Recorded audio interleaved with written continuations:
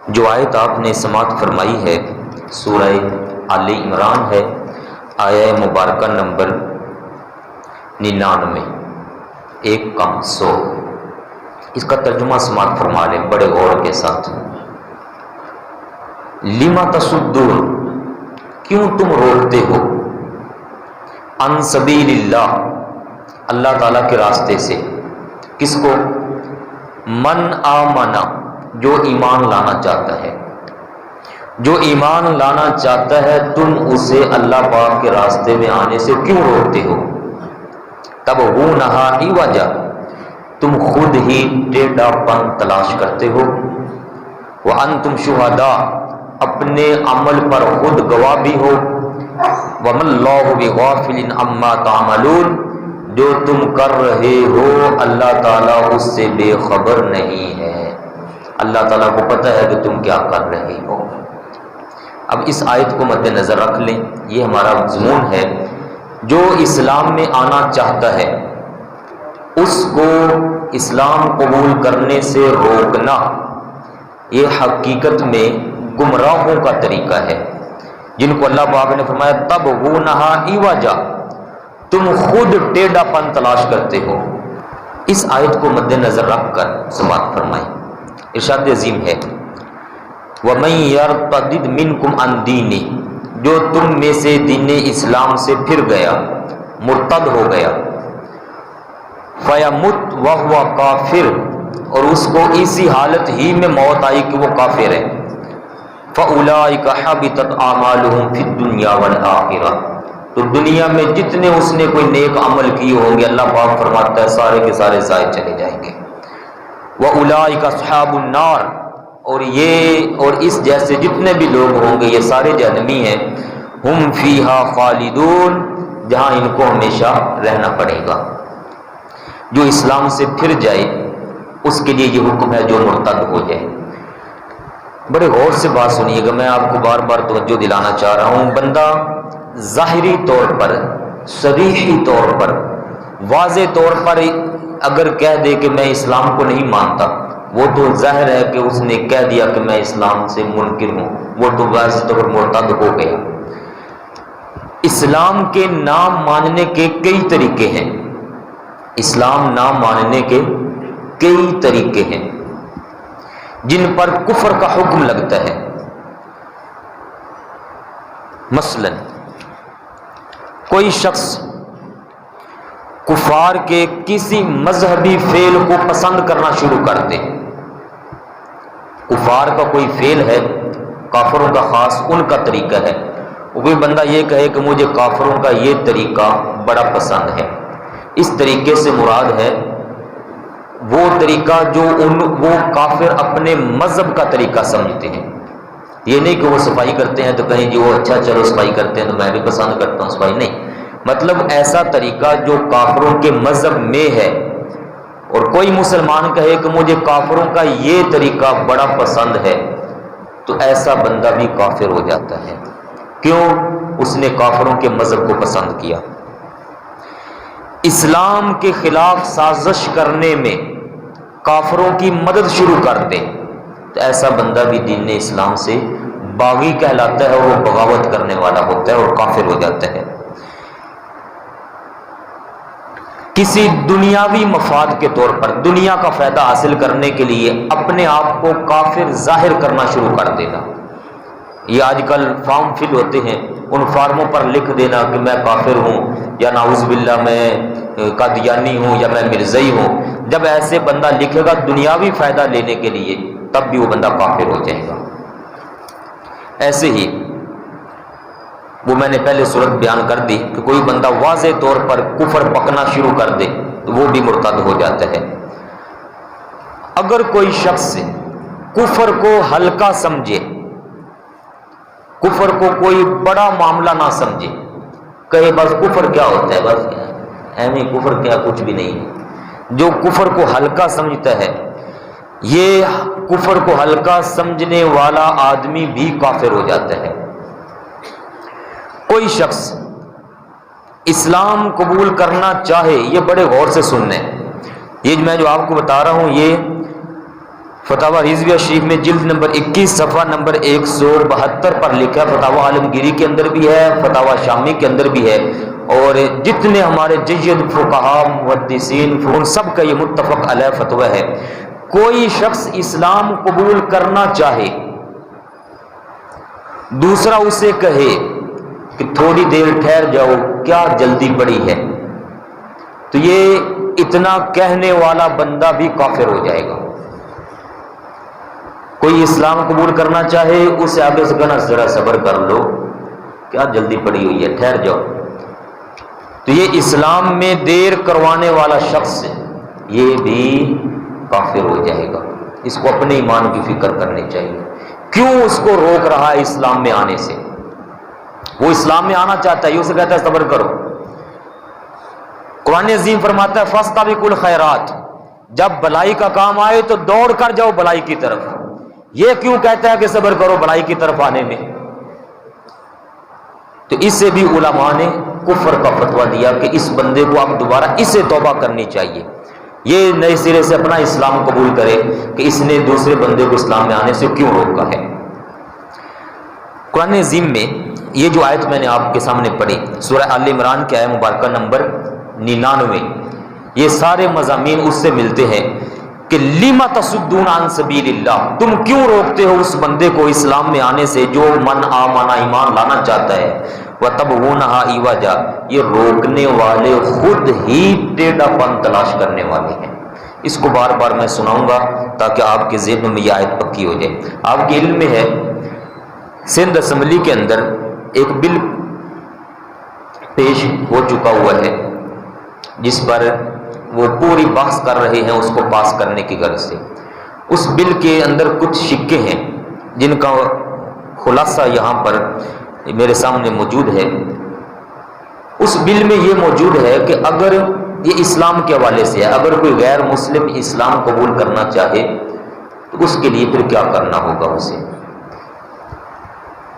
ایک شک اس میں یہ ہے جو شخص اپنا مذہب تبدیل کرتے ہوئے اسلام میں آنا چاہتا ہے تو اسے قریبی ایڈیشنل سیشن جج سے پہلے درخواست کے ذریعے منظوری لینی ہوگی کہ میں اسلام قبول کروں یا نہ کروں۔ جب وہ جج کے سامنے درخواست پیش کرے گا تو اب جج اس بندے کو بلوائے گا، اس کا انٹرویو کرے گا، اور انٹرویو میں یہ ایک ہفتے کے اندر وہ یہ بلانے کی جج کو یہ اجازت ہے کہ ایک ہفتہ اس کے پاس ٹائم ہے، وہ اس کو بلائے اور ایک ہفتے کے اندر اس کی چھان بین کرے، اس سے پوچھے، اس کا انٹرویو کرے۔ انٹرویو جب کر لے گا تو اس کے بعد جج اسے سارے کفریہ جتنے بھی مذاہب ہیں وہ مذاہب مطالعہ کرنے کے لیے کتابیں فراہم کرے گا کہ سارے مذہبوں کا مطالعہ کرو کہ ان مذاہب میں سے جتنے بھی مذہب ہیں تجھے کون سا مذہب پسند ہے۔ اور جب یہ کتابیں ان کو فراہم کرے گا تو جس مذہب میں وہ بندہ پہلے سے موجود ہے، یعنی اگر وہ ہندو ہے تو ہندوؤں کا پنڈت بلائے گا، اگر وہ عیسائی ہے تو عیسائیوں کا پادری ہوتا ہے اس کو بلائے گا، اور اگر یہودی ہے تو یہودیوں کا جو پادری وغیرہ ہوتا ہے اس کو بلائے گا۔ ان سے کہے گا کہ اپنے اس بندے کو اپنا مذہب پیش کرو، یہ اسلام میں جانا چاہتا ہے تو تم اپنا مذہب اس کو سمجھاؤ کہ تمہارا مذہب کیا ہے۔ تو وہ ہندو پنڈت پادری وغیرہ اپنے اس ہم مذہب بندے کے سامنے اپنا مذہب اس کو سمجھائیں گے جو جو ان کے ذہنوں میں ہے۔ یہ کرنے کے بعد اگر وہ شخص پھر بھی اس پر قائم رہتا ہے کہ جی میں نے اسلام ہی قبول کرنا ہے، تو تب بھی جج اسے کہے گا کہ تجھے 90 دن دیے جاتے ہیں، 3 مہینے تجھے دیے جا رہے ہیں، 3 مہینے تسلی کر لے، اپنا جو جو مذہب تیرے ذہن میں آتا ہے اس مذہب میں جس میں تو جانا چاہتا ہے تجھے اجازت ہے، تو جا سکتا ہے، لیکن اسلام قبول کرنے کا جو تیرا مشن ہے یا تیری چاہت ہے اس پر تجھے فوری طور پر عمل نہیں کرنے دیا جائے گا۔ 90 دن تک اگر وہ اسلام قبول کرنے پر قائم رہے، 90 دن کے بعد بھی اگر وہ کہے کہ میں نے اسلام ہی قبول کرنا ہے، تو تب جج اسے تبدیلی مذہب کا سرٹیفکیٹ جاری کر دے گا، ٹھیک ہے اب تو مسلمان ہو گیا۔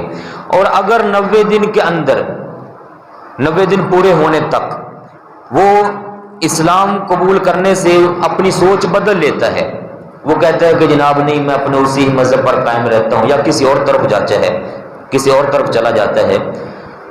तो फिर उस एरिए में जिस बंदे ने, जिस मुसलमान ने, चाहे कोई आम पब्लिक से ताल्लुक़ रखने वाला हो, चाहे वो खतीब हो, उस इलाके का इमाम हो, चाहे कोई हाफिज हो, कारी हो, मुफ्ती हो, आलिम हो, कोई भी हो, चाहे वो पब्लिक से ताल्लुक़ रखने वाला बंदा है, चाहे उस साबका गैर मुस्लिम बंदे का कोई रिश्तेदार ही मुसलमान है जिसने उसको तबलीग की थी कि भाई इस्लाम कबूल कर लो, इस्लाम बड़ा प्यारा मजहब है, तो जिसने तबलीग की थी इस्लाम की, जज फिर इस बंदे को 10 साल कैद की सजा सुना देगा।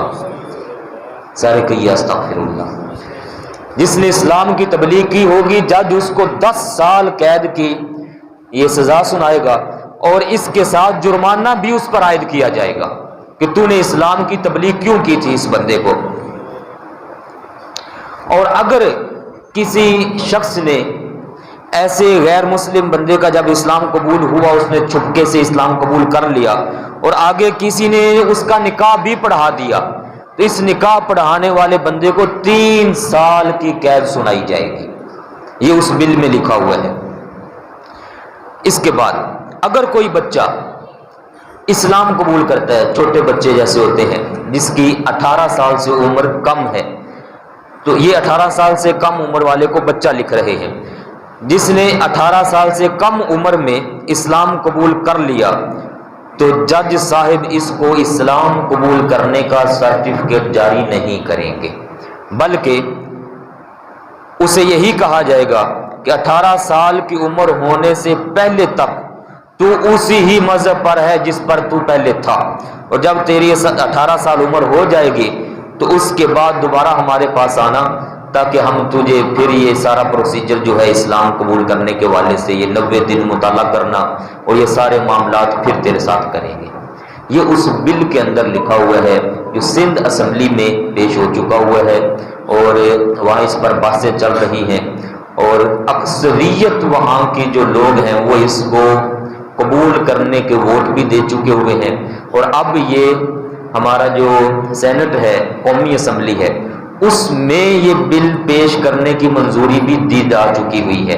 अब ये कौमी असम्बली में आएगा, अब वहाँ पर इस पर बात होगी कि अगर कोई 18 साल से पहले इस्लाम कबूल करता है तो उसका इस्लाम काबिल कबूल है ही नहीं है, सिरे से कबूल ही नहीं है।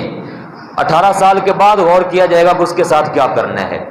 और जो 18 साल के बाद बड़ी उम्र का कोई बंदा इस्लाम कबूल करता है तो उसके साथ ये सारे मामलात होने हैं कि वो जज से पहले इजाज़त लेगा, और फिर जज 7 दिन के अंदर 10 नोटिस लेगा, फिर 90 दिन तक उसको किताबें मुताला करने के लिए फराहम की जाएंगी, और इस्लाम की नहीं, अपने पुराने मजहब की या सारे मज़ाहिब की जो जो दुनिया के अंदर राइज है। अब ये बिल ऐसा बिल है जो मुकम्मल तौर पर इस्लाम की असल बुनियादी तालीमात, अकायद, नजरियात के बिल्कुल खिलाफ है, बिल्कुल इस्लाम के खिलाफ है, ये ईमान के खिलाफ है, कुरान पाक के खिलाफ है ये। और ये पास करने वाले वो लोग हैं जो अपने आप को मुसलमान कहलवाते हैं, और वो लोग हैं जो कौम के वोटों पर असम्बलियों में पहुंचे हुए हैं, और वो ऐसे बिल पास कर रहे हैं कि किसी गैर मुस्लिम के लिए रास्ता बंद कर दीजिए कि इस्लाम में ना है। इतना खतरनाक ये बिल है। और सबसे बड़ी वजह इसमें जो एक वो ये कि जिसने इस्लाम की दावत दी होगी, इस्लाम की तबलीग की होगी, उस बंदे को 10 साल कैद सुनाई जाएगी, 10 साल कैद उसको सुनाई जाएगी कि तूने इस्लाम की दावत क्यों दी है। ये इस बिल के अंदर मौजूद है। अब जरा इस बिल को कुरान पाक और हदीस तय्यबात के वाले से थोड़ा सा आप अपने ज़हनों पर जायजा ले लें कि हमारा कुरान अज़ीम क्या फरमाता है, और हमारे प्यारे महबूब नबी करीम सल्लल्लाहु अलैहि वसल्लम जो सारी दुनिया के लिए दस्तूर लेकर आए हैं, इस्लाम का दस्तूर। कहते हैं तुम्हारा मंशूर क्या है, अपनी पार्टी का मंशूर जाहिर करो। پتہ نہیں اس وقت کیا کیا، جب منشور زہر کرنے کا وقت ہوتا ہے تو کیا کیا زہر کر دیے جاتے ہیں، اور بعد میں جب طاقت آ جاتی ہے تو پھر اپنے قلم وہاں چلاتے ہیں جہاں پر ان کو قلم چلانے کی اسلام نے اجازت نہیں دی ہوتی۔ یاد رکھیے میرے پیارے بھائیوں، پاکستانی دستور ماننے سے پہلے ہمارے اوپر لازم ہے اسلام کا دستور ماننا، قرآن عظیم کا دستور ماننا۔ جب بندہ قبر میں جائے گا تو وہاں یہ نہیں پوچھا جائے گا تو کس ملک سے تعلق رکھتا ہے، وہاں یہ پوچھا جائے گا تو کس رب کو مانتا ہے، رب کے بارے بتا۔ وہاں یہ پوچھا جائے گا اپنا دین بتا، تو دین کون سا مانتا ہے۔ وہاں یہ پوچھا جائے گا بتا پیارے محبوب نبی کریم صلی اللہ علیہ وآلہ وسلم کے بارے تیرا ایمان کیسا تھا۔ وہاں یہ سوال ہونا ہے۔ تو ملک کے قوانین کا پاس رکھنا جو جائز ہوں، مناسب ہوں، یہ ملک کے اندر رہنے والے ہر باشندے کی ذمہ داری ہوتی ہے۔ لیکن اگر قانون ایسا بن جائے کہ جو بندے کا ایمان ہی لے ڈوبنے کے اوپر حملہ آور ہو جائے تو پھر بندے کو سب سے پہلے ایمان کو آگے رکھنا ہوتا ہے۔ اس کی ساری مثال ہمارے سامنے سیدنا حضرت امام حسین رضی اللہ تعالیٰ عنہ کی موجود ہے۔ اب ذرا سنیے گا اسلام کیا فرماتا ہے۔ ایک آیت تو میں نے آپ کو پہلے سنا دی، دوبارہ جو نئے دوست آئے ہیں وہ بھی سن لیں۔ سورہ آل عمران کی آیت مبارکہ نمبر 99 ہے۔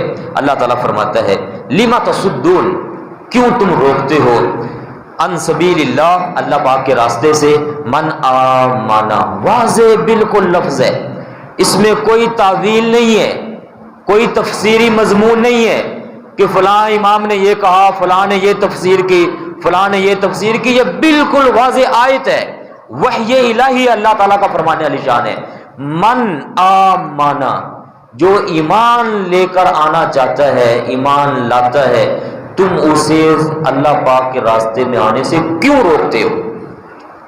تب ہو نہا ایواجا، اصل وجہ یہ ہے کہ یہ روکنے والے ہی ٹیڑھا پن تلاش کرتے ہیں، یہ گمراہی اور بے دینی پھیلانا چاہتے ہیں۔ وَأَنْتُمْ شُهَدَاء، اور خود اپنے عمل پر گواہ بھی ہیں۔ وَمَا اللَّهُ بِغَافِلٍ عَمَّا تَعْمَلُونَ، جو تم کر رہے ہو اللہ پاک اس سے بے خبر نہیں ہے، اللہ پاک کو سارا پتہ ہے۔ بڑے بڑے طاقتوں والے، بڑے بڑے فرعون اللہ پاک نے پانی کے اندر لا کر غوطے دے کر ڈبو کر ان کی چیخیں نکال کے ان کو واسطے جہنم کر دیا تھا۔ اور بڑے بڑے نمرود جو اپنے آپ کو رب کہا کرتے تھے، اللہ پاک نے ایک مچھر سے ان کو عبرت کا نشان بنا دیا تھا۔ آج کے دور میں کئی ایسے بندے آگے جو اسلام سے ٹکرانا چاہ رہے ہیں، ان کو اپنی آخرت کی فکر کرنی چاہیے اور اللہ پاک کے اسلام کے ساتھ مقابلہ کرنے سے ان کو باز آنا چاہیے۔ بڑے بڑے ابو جہل جیسے سرغنہ قسم کے جن کے پاس پاور ہوا کرتی تھی اور خانہ کعبہ کی حکومت ان کے پاس تھی، اللہ پاک نے میدان بدر میں لا کر چھوٹے چھوٹے بچوں سے ان کو واسطے جہنم کروا دیا تھا۔ اللہ پاک بڑی شان والا ہے، بڑی غیرت والا ہے۔ جب کوئی بندہ اس کے نظام سے ٹکراتا ہے تو اللہ تعالیٰ کی حکمت وہ پھر اپنے طریقے سے کام کیا کرتی ہے۔ کبھی بھی اسلام کو چیلنج نہیں کرنا چاہیے۔ اگر بے دینی ہے اپنے اعمال کے اندر تو بندہ اپنی حد تک رکھے، نہ کہ اسلام کے احکامات کو چیلنج کرنا شروع کر دے۔ اب دیکھیے امام بخاری علیہ رحمہ نے بخاری شریف کے اندر ایک باب بند ہے، جس باب کا مضمون ہی یہ ہے، یہ میرے سامنے بالکل باب موجود لکھا ہوا، اذا اسلم الصبی، صبی کہتے ہیں چھوٹا بچہ، جب چھوٹا بچہ اسلام لے آئے اور اسی حالت میں ہی فماتا، فوت ہو جائے، حل یصلی علیہ، کیا اس پر نماز جنازہ پڑھی جائے گی؟ وحل یورد علی الصبی الاسلام، اور کیا چھوٹے بچے پر اسلام پیش کرنا، اسے اسلام کی دعوت دینا یہ جائز ہے؟ یہ امام بخاری نے باب باندھا ہے بخاری شریف کے اندر۔ ابن حجر اسقلانی علیہ رحمہ نے اس پر جو اپنا مضمون لکھا وہ فرماتے ہیں ھذہ ترجمۃ معقودۃ لصحۃ اسلام الصبی، یہ باب باندھنے کا مطلب ہی یہ ہے کہ اگر چھوٹا بچہ جو پہلے غیر مسلم تھا اب اگر وہ اسلام قبول کر لیتا ہے تو اس کا اسلام بھی قبول کیا جائے گا، اس پر نماز جنازہ بھی پڑھی جائے گی، اور اسے مسلمانوں کے قبرستان کے اندر دفنایا بھی جائے گا، اور اس کا اگر نام کوئی اور ہے تو اس کا نام بھی چینج کر کے مسلمانوں والا نام بھی رکھا جائے گا۔ یہ امام بخاری رحمہ نے باب باندھا ہوا ہے، اور اس میں جو واقعہ بیان کیا، واقعہ پتہ کیا ہے؟ یہ اکثر آپ بھائی بھی سنتے رہتے ہیں۔ ایک چھوٹا سا بچہ یہودی تھا، وہ نبی کریم صلی اللہ علیہ وآلہ وسلم کی بارگاہ میں آ کر بیٹھا رہتا تھا، کبھی آپ کا دیدار کرنا، کبھی چلے جانا، کبھی وہ آ کر پانی بھر کے دیا کرتا تھا، خدمت بھی کیا کرتا تھا، بچہ چھوٹا سا۔ وہ بیمار ہو گیا، چند دن جب نہ آیا تو کریم آقا صلی اللہ علیہ وآلہ وسلم نے صحابہ کرام علیہ رضوان سے پوچھا، وہ یہودی جو بچہ تھا وہ نہیں آتا؟ تو عرض کی گئی حضور بیمار ہے۔ تو آپ نے فرمایا چلو ہم اس بچے کی تیمارداری کے لیے تشریف لے کے جاتے ہیں۔ امام الانبیاء سید المرسلین جو آقا پاک صلی اللہ علیہ وآلہ وسلم ہمارے لیے رحمت بن کر آئے، جہنم سے بچانے کے لیے آئے، تو آپ اس یہودی بچے کے پاس چلے گئے، اس کے سرانے بیٹھ گئے، آپ اس کا حال چال پوچھا۔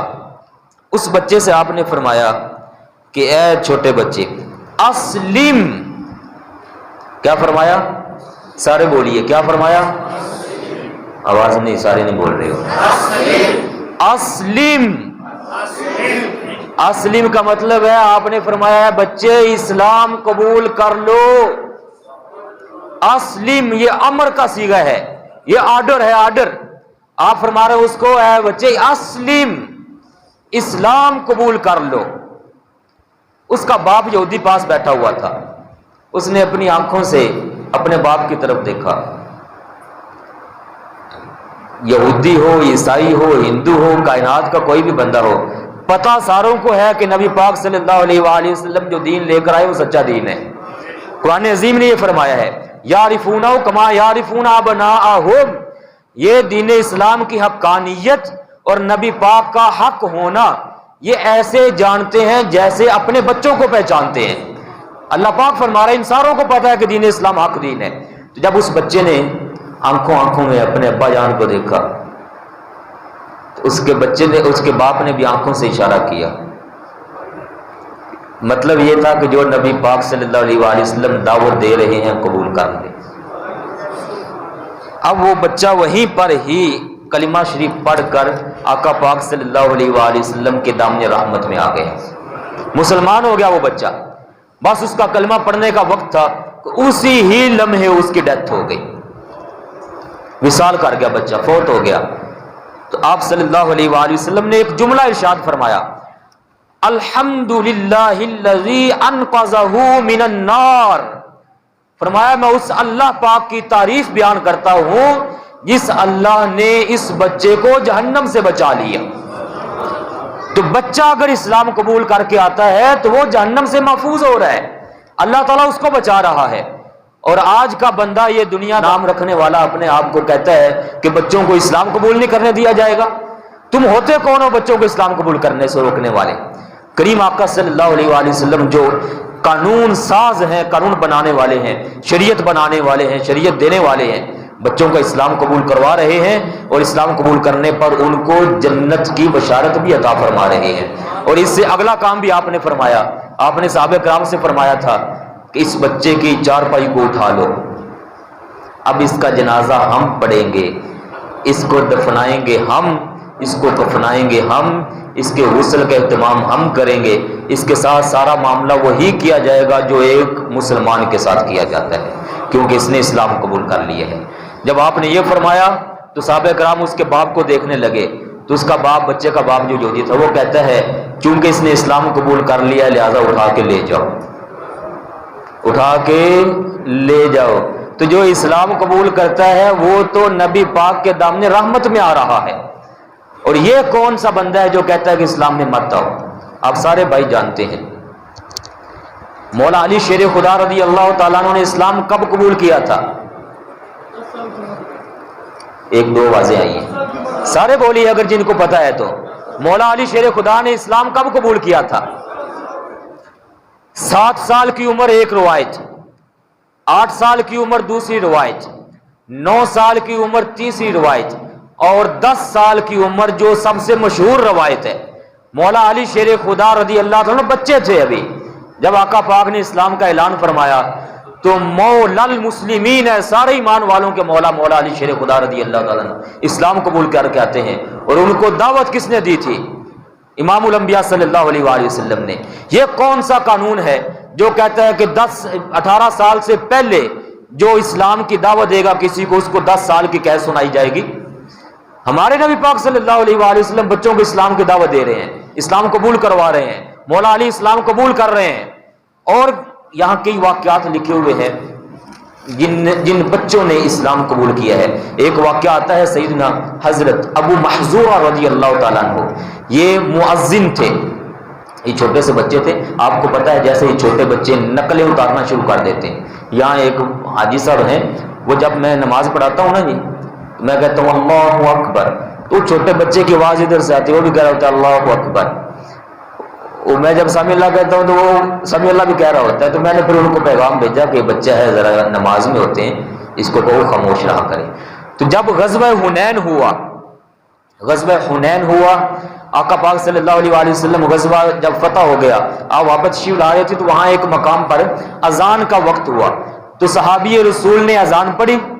تو یہ چھوٹے چھوٹے بچے تھے کافروں کے، انہوں نے اس صحابی کی نقل اتارنا شروع کر دی، اور وہ کہہ رہے تھے اللہ اکبر اللہ اکبر، تو وہ نقل اتارتے ہوئے پیچھے اللہ اکبر کہہ رہے تھے بچے، اور وہ بچے مسلمان نہیں تھے، کافروں کے بچے تھے۔ جب اذان پوری ہو گئی تو آپ صلی اللہ علیہ وآلہ وسلم نے فرمایا کہ یہ جن بچوں نے نقلیں اتاری ہیں ان کو ذرا بلا کر لاؤ میرے پاس۔ وہ بچے جب پیش کیے گئے، یہ ابن ماجہ کی روایت ہے، جب بچے پیش کیے گئے تو آپ صلی اللہ علیہ وآلہ وسلم نے فرمایا تم میں سے سب سے بلند آواز کس کی تھی جو میرے کانوں تک پہنچی؟ تو وہ ایک بچے نے نام اپنا لیا، اس نے کہا جو میری آواز تھی۔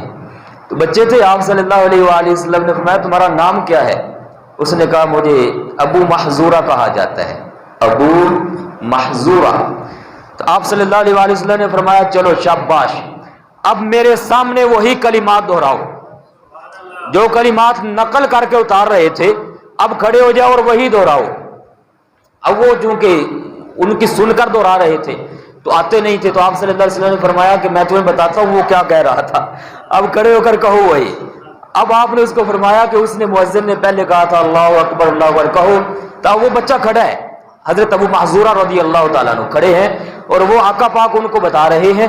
اب وہ بچہ پیچھے پیچھے کہتا جا رہا ہے اللہ اکبر اشہد ان لا الہ الا اللہ اشہد ان محمد رسول اللہ حی علی الصلاۃ حی علی الفلاح، یہ سارا آپ نے اس کے سے کروایا۔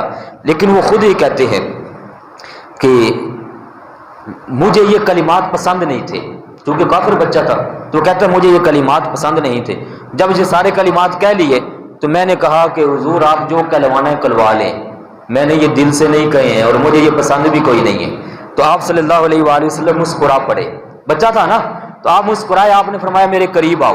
جب وہ بچہ قریب ہوا تو آپ صلی اللہ علیہ وآلہ وسلم نے اس کے سر پر اپنا دست مبارک رکھا، پھر اس کے چہرے پر اپنا دست رحمت پھیرا، پھر اس کے سینے پر اپنا دست رحمت پھیرا، اور ساتھ ہی دعا کی یا اللہ اس کے سینے کو کھول دے۔ حضرت ابو محذورہ فرماتے ہیں بس یہ عمل ہونے کی دیر تھی کہ ایک لمحہ پہلے جو نفرت میرے اندر تھی وہ ساری کی ساری نفرت محبت میں بدل گئی، اور میں نے یہ وہاں بیان دیا کہ محبتاً لرسول اللہ، کہتے ہیں حضور یا رسول اللہ صلی اللہ علیہ وسلم یہ کیا ہوا ہے کہ اچانک میرے دل کے اندر آپ کی محبت آ گئی ہے؟ تو آپ صلی اللہ علیہ وآلہ وسلم نے فرمایا اللہ پاک نے تمہیں ایمان عطا فرما دیا ہے۔ تو وہ کلمات یاد کر لیے۔ اب جب مکہ فتح ہو چکا تھا، اس کے بعد یہ غزوہ حنین ہوا ہے۔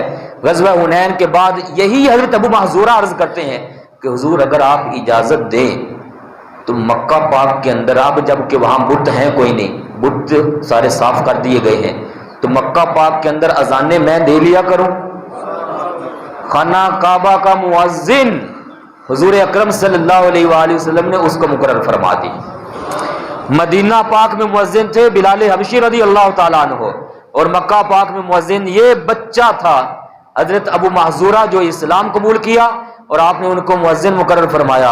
اور بعد میں جب یہ بڑے ہو گئے تو یہ پھر صحابہ کرام کو بتایا کرتے تھے کہ آؤ میں تمہیں سناؤں اپنے اسلام قبول کرنے کا واقعہ، یہ بڑے ناز سے سنایا کرتے تھے۔ تو کئی بچے ہیں جنہوں نے اسلام قبول کیا ہے، اور بڑے کئی ایسے افراد ہیں جنہوں نے اسلام قبول کیا ہے. اسلام قبول کرنے میں شرائط کو عائد کرنا، شرطیں لگانا، یہ ان کافروں کا طریقہ تھا جو صلح حدیبیہ کے موقع پر آقا پاک صلی اللہ علیہ وآلہ وسلم سے شرطیں لگا رہے تھے کہ جو اسلام قبول کرے گا آپ اس کو قبول نہیں فرمائیں گے، اس کو واپس ہماری طرف بھیج دیں گے. یہ ان کافروں کا طریقہ ہے جو آج کے مسلمان اپنانے کی کوشش کر رہے ہیں. آپ سارے بھائیوں کو اس پر مضبوط ہونا چاہیے، اور اگر کوئی ایسے اقدام آپ کے سامنے اٹھائے جاتے ہیں تو ان لوگوں کو سمجھائیں کہ اسلامی تعلیمات کے خلاف مت چلیں. اللہ تعالی ہماری ایمان کی حفاظت فرمائے. وما علیہ الا البلاغ المبین.